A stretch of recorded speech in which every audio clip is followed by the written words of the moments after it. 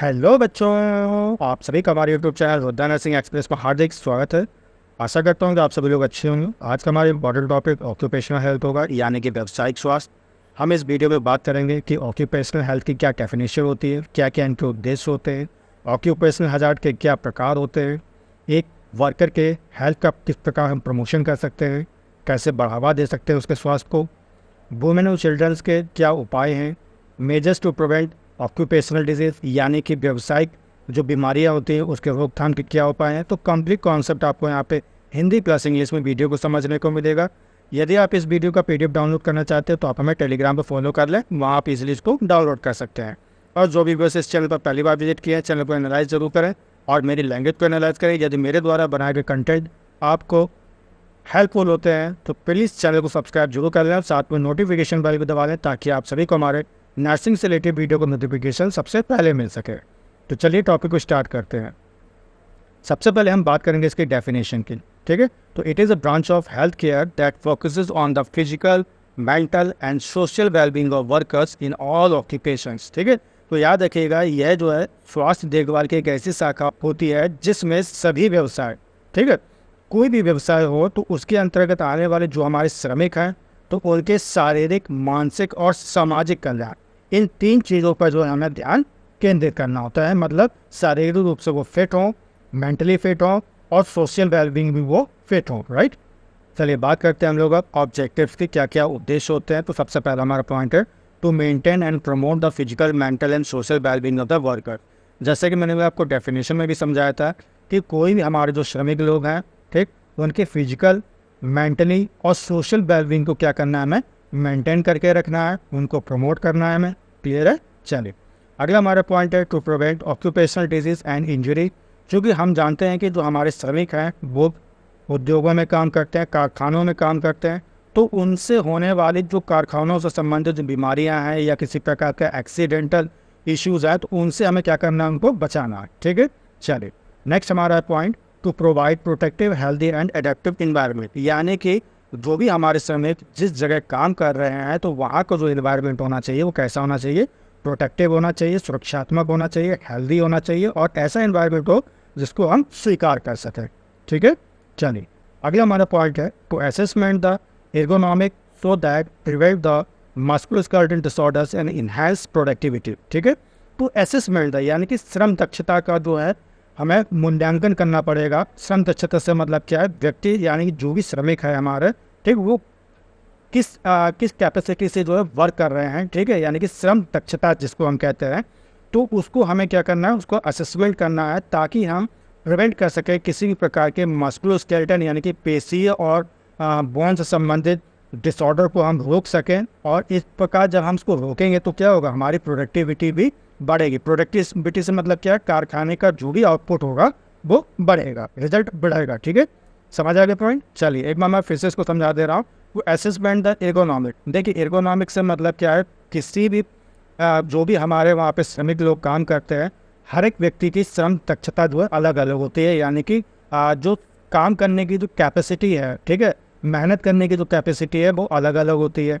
तो इसका हमें मूल्यांकन करना पड़ेगा, ठीक है। मान लीजिए किसी श्रम की जो हमारे श्रमिक है, मान लीजिए किसी की कम है, किसी की ज़्यादा है, तो जिनकी श्रम दक्षता ज़्यादा है वो तो मस्कुलोस्केलेटल डिसऑर्डर है, उनको तो नहीं होगा, ठीक है। किसी प्रकार की पेशी है या बोन से संबंधित कोई बीमारी उनको तो नहीं होगी। लेकिन जो ऐसे श्रमिक हैं जिनकी श्रम दक्षता बहुत ही कम है, तो ऐसे व्यक्तियों को जो है मस्कुलोस्केलेटल डिसऑर्डर होने की संभावना ज़्यादा रहती है, ठीक है। जब ज़्यादा होगी तो ऐसे केस में क्या होगा, जो भी वर्कर, जो उद्योग है, जो फैक्ट्रीज है, उसका जो आउटपुट जैसा निकलना चाहिए था ज़्यादा, वो तो अब नहीं निकल पाएगा। क्लियर है। चलिए अगला हमारा पॉइंट है to provide appropriate rehabilitation in case of injury and handicap. अगर किसी प्रकार के कोई इंजरी का कोई केस है या हैंडीकैप हो गया हो, ठीक है, विकलांगता हो, विकलांग हो गया हो कोई, हमारे जो श्रमिक लोग हैं, ठीक, किसी प्रकार की कोई इंजरी के द्वारा, तो ऐसे केस में हमें जो है पर्याप्त अप्रोप्रिएट जो है उपयुक्त रिहेबिलिटेशन उनको प्रदान करना चाहिए, ठीक है। इसको हम हिंदी में क्या कहते हैं, पुनर्वास कहते हैं, ठीक है। चलिए नेक्स्ट क्या, early diagnosis and provide appropriate treatment. Early diagnosis से मतलब क्या, बीमारी के लक्षण को पहले ही जो है हम लोग डायग्नोस कर लें और उसी के अकॉर्डिंग जो है ट्रीटमेंट करें, ताकि वो जो सिम्टम्स हैं वो दब जाए, सप्रेस हो जाए और व्यक्ति जो है बिल्कुल हेल्दी रहे, स्वस्थ रहे। ठीक है, चलिए अब हम बात करेंगे ऑक्यूपेशनल हजार्ड्स। ठीक है, यानी कि व्यावसायिक खतरे क्या हैं। तो यहाँ पे जो industrial worker is expose to 5 types of hazards. ठीक है, याद रखिएगा, एक हमारे जो श्रमिक लोग होते हैं उनको 5 प्रकार के जो है यहाँ पे हजार्ड्स देखने को मिल सकते हैं जो कि व्यवसाय से संबंधित हो सकते हैं। ठीक है, सबसे पहला क्या हमारा फिजिकल हजार्ड्स। ठीक है, तो फिजिकल हजार्ड में क्या क्या है, हीट होती है। ठीक है, हीट वहाँ पे ताप जिसको कहते हैं हम लोग, ठीक, ऊष्मा कहते हैं। तो इससे क्या क्या हो सकता है, हमारे जो श्रमिक लोग हैं, हीट बर्न्स। ठीक है, ये आपको देखने को मिलेगा। हीट क्रैम्प, हीट क्रैम्प का मतलब क्या होता है, पेनफुल मसल स्पाज्म, यानी कि जो हमारी पेशियाँ हैं उसमें बहुत ज़्यादा दर्द होना। ठीक है, तो उसको हम क्या कहते हैं, हीट क्रैम्प्स कहते हैं। हीट स्ट्रोक देखने को मिल सकता है आपको। ठीक है, हीट सिनकोप देखने को मिल सकता है। सिनकोप का मतलब क्या होता है, फैंटिंग एपिसोड और डिजीनेस, यानी कि अत्यधिक गर्मी के कारण जो है बेहोशी होना, ठीक, बार बार बेहोश होना या चक्कर आना, तो उसको हम क्या कहते हैं, हीट सिनकोप कहते हैं। क्लियर है।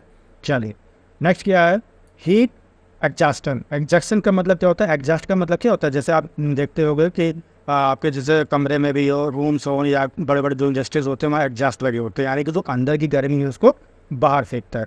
तो हीट एग्जॉस्टन का मतलब क्या है, बॉडी जब हमारी ओवर हीट हो जाती है तो उस कंडीशन को हम हीट एग्जॉस्टन कहते हैं। ठीक है, डिहाइड्रेशन, तो ये सारी केस जो है आपको हीट के केस में देखने को मिल जाएंगे। राइट, चलिए अगला हमारा पॉइंट है कोल्ड। ठीक है, जैसे कोल्ड पे एग्जांपल हम यहाँ पे ले सकते हैं, आइस फैक्ट्री हो गई। ठीक, तो आइस फैक्ट्री में क्या क्या आपको जो है सिम्टम्स देखने को मिल सकते हैं, कंडीशंस क्या क्या हो सकती हैं। जैसे फ्रोस्ट बाइट हो गया, तो फ्रोस्ट बाइट में क्या होती है, जो हमारी स्किन होती है वो फ्रीज हो जाती है। ठीक, एंड अंडरलाइन टिश्यूज़, यानी कि जो टिश्यूज़ होते हैं वो कैसे हो जाते हैं, एकदम फ्रीज से हो जाएंगे बिल्कुल। ठीक है, अगला हमारा है ट्रेंच फुट। ठीक है, ट्रेंच फुट का मतलब क्या होता है, नमनेस, एकदम सुन्न हो जाएगा। ठीक, पेन, दर्द होगा वहाँ पे, लालिमा हो जाती है और सूजन हो जाएंगे आपके पैर। ठीक है, चलिए नेक्स्ट हमारा गैंग्रीन। ठीक है, गैंग्रीन का मतलब क्या होता है, जब टिश्यूज हमारी मरने लगती हैं तो उसको हम क्या कहते हैं, गैंग्रीन कहते हैं। ठीक है, अगला क्या हमारा चिलब्लेंस। ठीक है, तो इसमें क्या होता है, painful itchy red blisters on hand and feet, आपके हाथ और फीट में, पैर में जो है काफ़ी जहाँ पे दर्द होगा, खुजली मचेगी, लाल फपोले पड़ जाते हैं, तो इस कंडीशन को हम क्या कहते हैं, चिलब्लेंस कहते हैं। क्लियर है। नेक्स्ट है हमारा हाइपोथर्मिया, जब हमारे बॉडी का टेम्परेचर नॉर्मल से कम हो जाता है। ठीक, चल अगला हमारा है रेनॉल्ड्स डिजीज़। ठीक है, तो इसमें क्या होता है, some areas of the body such as fingers and toes to feel numb and cold. यहाँ पे क्या होता है कि हमारे फिंगर्स, जैसे हमारे उंगलियाँ हो गई हैं, ठीक है, हमारे पैर के अंगूठे हो गए हैं, तो वो क्या होते हैं, उनमें जो है एक सुन्नपन महसूस होता है, बहुत ही ज़्यादा ठंडक उनमें महसूस होती है। ठीक है, तो ये कंडीशन क्या कहलाती है, हमारी रेनॉल्ड्स डिजीज़ कहलाती है। समझ आ गया बिल्कुल। चलिए अब हम बात करेंगे लाइट की। ठीक है, यानी कि प्रकाश से संबंधित है। तो सबसे पहले हम बात करते हैं इसमें ड्यू टू इनएडिक्वेट लाइट, यदि कोई कारखाना है तो उसमें जो है पर्याप्त मात्रा में लाइट नहीं आ पा रही है, तब आपको क्या क्या देखने को मिलेगा, हेडेक, सिर दर्द होगा। ठीक है, आंखों में तनाव होगा, आंखों में थकावट सी होगी। ठीक, नेक्स्ट हमारा है ड्यू टू एक्सेसिव लाइट, यानी कि बहुत ज़्यादा लाइट कमरे में आ रही है। ठीक है, तो उस कंडीशन में आपको ग्लेयरिंग देखने को मिलेगा। ग्लेयरिंग का मतलब क्या होता है, आंखों का चकाचौंध हो। ठीक है, अगला क्या हमारा ब्लड विजन, जो हमारी दृष्टि है वो धुंधली हो जाएगी और किसी भी प्रकार का एक्सीडेंट भी हो सकता है। राइट, चलिए अब हम बात करेंगे नॉइस के बारे में। जहाँ ऐसी फैक्ट्री हो जहाँ ज़्यादा शोर मचता हो तो वहाँ पे क्या क्या कंडीशन हो सकती है, डीफनेस, ठीक, बहरापन, थकावट हो सकती है, इरिटेबिलिटी यानी कि चिड़चिड़ापन। ठीक है, interference with speech and communication. ठीक है, भाषण और जो संचार होता है, ठीक है, यानी कि कम्युनिकेशन का जो मेथड होता है, स्पीच होता है, उसमें व्यवधान आ सकता है। क्लियर है। चल अगला हमारा है वाइब्रेशन। ठीक है, आप ऐसी जगह काम कर रहे हैं जहाँ वाइब्रेशन ज़्यादा है, ठीक है, यानी कंपन ज़्यादा है, तो वहाँ पे आपको नमनेस, ठीक है, सुन्नपन, ठीक, किसी प्रकार की इंजरी हो सकती है। ठीक, वाइट फिंगर्स, जो फिंगर्स हैं वो आपकी सफ़ेद हो सकती हैं। क्लियर है। चलिए अगला है हमारा रेडिएशंस। कोई आप ऐसी जगह काम करते हैं जहाँ रेडिएशंस का काम हो रहा हो, ठीक है, या रेडिएशंस निकल रहा हो, तो वहाँ पे आपको ल्यूकेमिया देखने को मिलेगा, ये प्लास्टिक एनीमिया देखने को मिलेगा, कैंसर देखने को मिलेगा, कंजेनाइटल डिफेक्ट या कोई जन्मजात विकार भी हो सकता है यहाँ पे। ठीक, स्टेरिलिटी यानी कि नपुंसकता जिसको हम कहते हैं। ठीक, ये सारी चीज़ें आपको यहाँ पे देखने को मिले।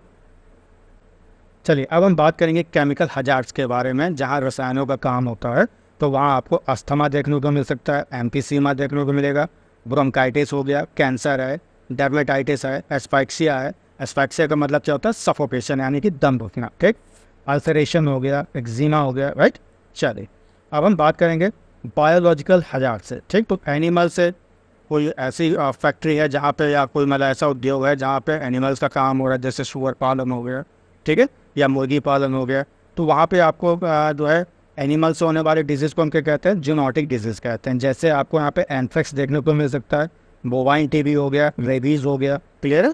चलो, फ्रॉम सॉयल यानी कि मिट्टी से होने वाली कौन कौन सी बीमारियाँ हैं, जैसे टिटनस हो गया, गैस गैंग्रीन हो गया, क्लियर है। चलिए अगला हमारा मैकेनिकल हजार्ड्स, ठीक है। मैकेनिकल हजार्ड्स का मतलब क्या है, मशीनरी से संबंधित है यहाँ पे, ठीक है। तो ज़्यादातर यहाँ पे आपको एक्सीडेंटल केस जो है देखने को मिलेंगे, क्लियर है। चलिए नेक्स्ट हमारा साइकोसोशल हजार्ड। तो साइकोसोशल से मतलब क्या है, यहाँ पे एंजाइटी हो गया, आपको डिप्रेशन हो गया, हॉस्टिलिटी है। हॉस्टिलिटी से मतलब क्या होता है, हमेशा जो है लड़ाई के लिए तैयार रहना, ठीक है। तो उस कंडीशन को हम क्या कहते हैं, हॉस्टिलिटी कहते हैं, क्लियर है। चलिए अगला हमारा एब्सेंटिनिज्म। एब्सेंटिनिज्म का मतलब क्या होता है, एब्सेंट होना यानी कि अनुपस्थित होना। वह समस्या जब व्यक्ति काम करने नहीं आता है तो उस कंडीशन को हम क्या कहते हैं, एब्सेंटिनिज्म कहते हैं, राइट। चलिए अब हम बात करेंगे हेल्थ प्रमोशन ऑफ वर्कर्स, यानी कि हमारे जो श्रमिक लोग हैं उनके स्वास्थ्य को हम कैसे बढ़ावा दे सकते हैं, कैसे उन्नत कर सकते हैं, चलिए देखते हैं। तो सबसे पहले हम बात करते हैं न्यूट्रिशन की। तो provide diet and snacks eight reasonable rates, ठीक है। यानी कि जो भी डाइट है या स्नैक हम उनको प्रदान कर रहे हैं तो उचित रेट में दें उनको, ठीक है, ज़्यादा महंगा ना दें, ठीक है, सस्ता दें उनको। अगला हमारा there should be canteen if the number of employees exceed 250। याद रखिएगा, एक कारखाने में 250 से ज़्यादा मजदूर हैं या श्रमिक हैं हमारे, ठीक है, तो वहाँ पे जो है कैंटीन की व्यवस्था होनी चाहिए, ठीक। उनके लिए डाइनिंग रूम होना चाहिए। अगला हमारा कम्युनिकेबल डिजीज़ कंट्रोल, ठीक है, कैसे जो हम लोग कम्युनिकेबल डिजीज़ को कंट्रोल कर सकते हैं।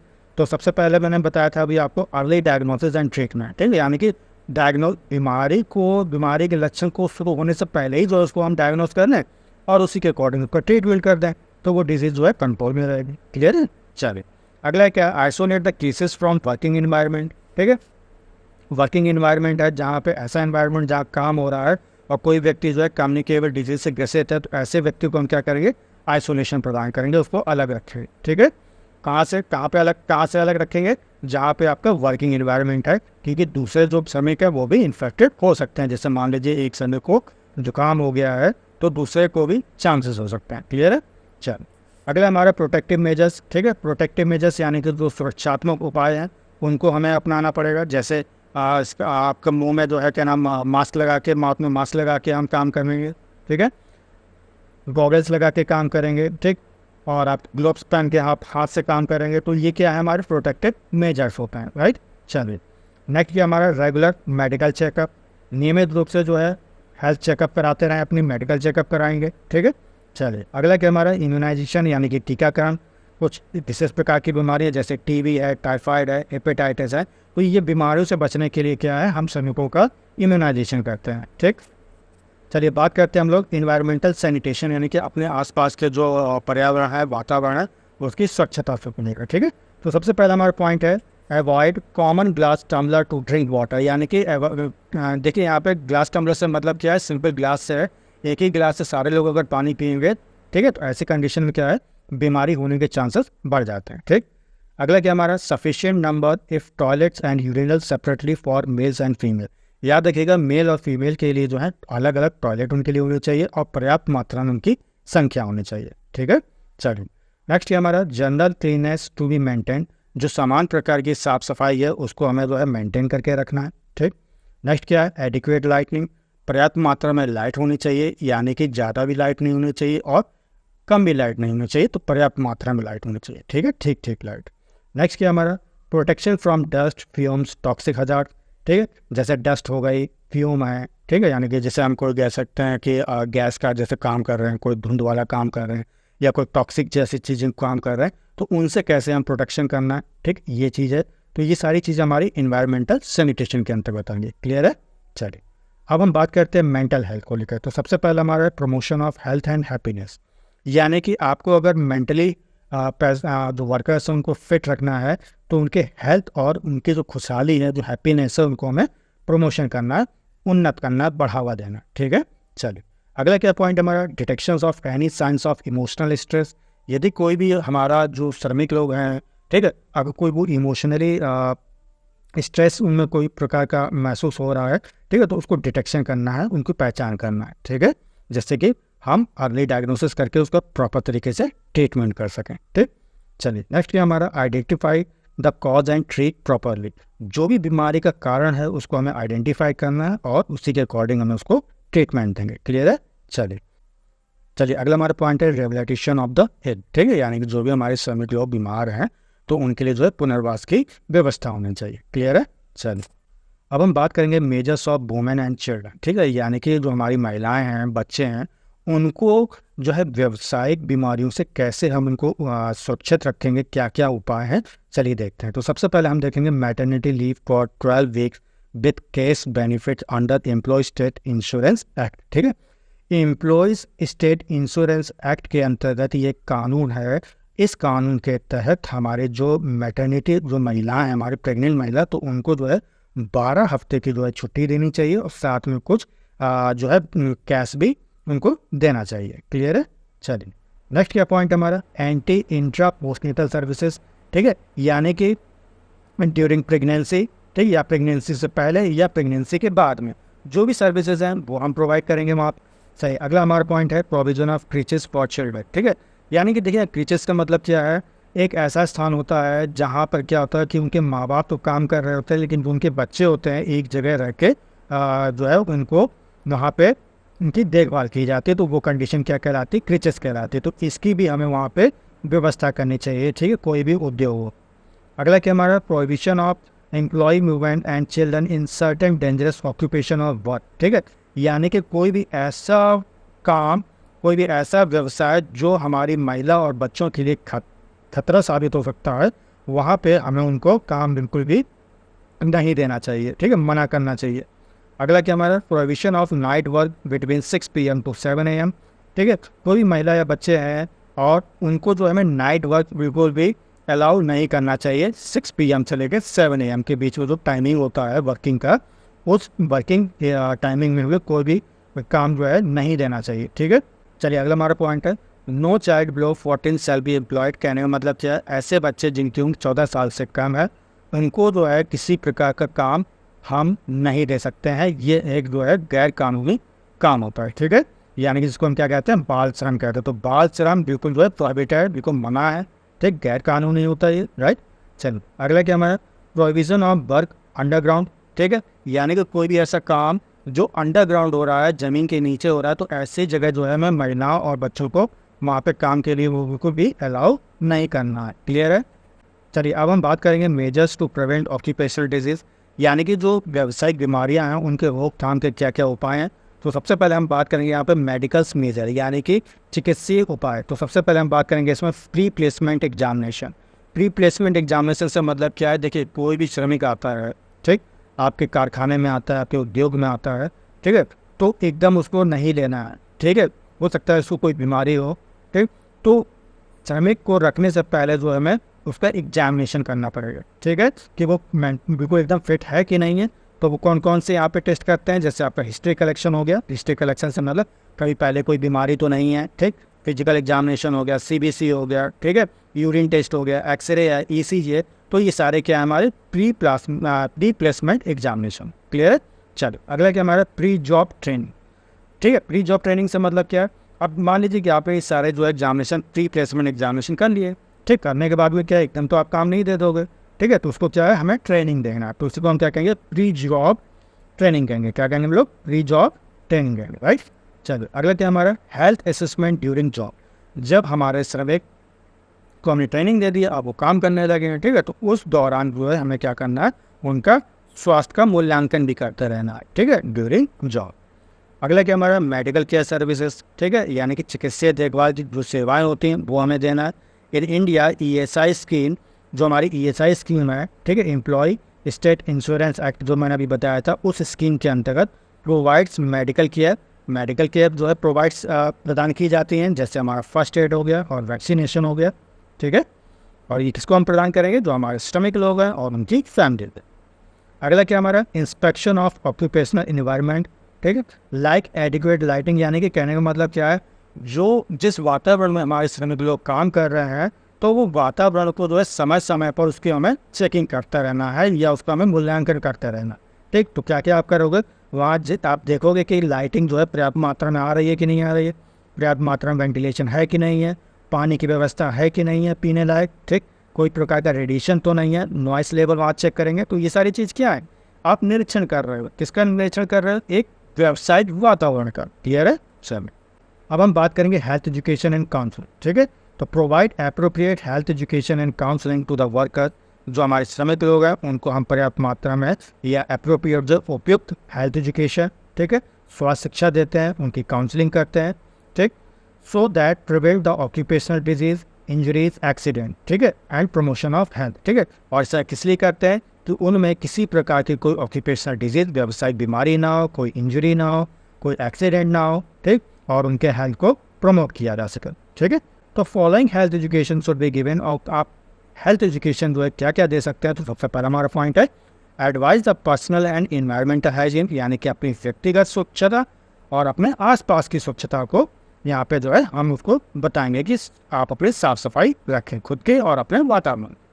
अगला हमारा advice to use protective device. ठीक है, जो भी प्रोटेक्टिव इक्विपमेंट है उनको यूज़ करें। ठीक, ये हम सलाह देंगे, जैसे आपका हेलमेट हो गया, गॉगल्स हो गए, ठीक है, ग्लव्स हो गए, मास्क हो गया, राइट। चल next year advice to take nutritional diet and adequate spray. ठीक, हम यहाँ पे वर्कर को एडवाइस देंगे कि वो पर्याप्त मात्रा में जो है न्यूट्रिशनल डाइट ले और पर्याप्त मात्रा में रेस्ट ले। ठीक, चल नेक्स्ट हमारा पॉइंट है प्रोवाइड इंफॉर्मेशन रिगार्डिंग इम्यूनाइजेशन। ठीक है, टीकाकरण से संबंधित उनको हम इंफॉर्मेशन दें।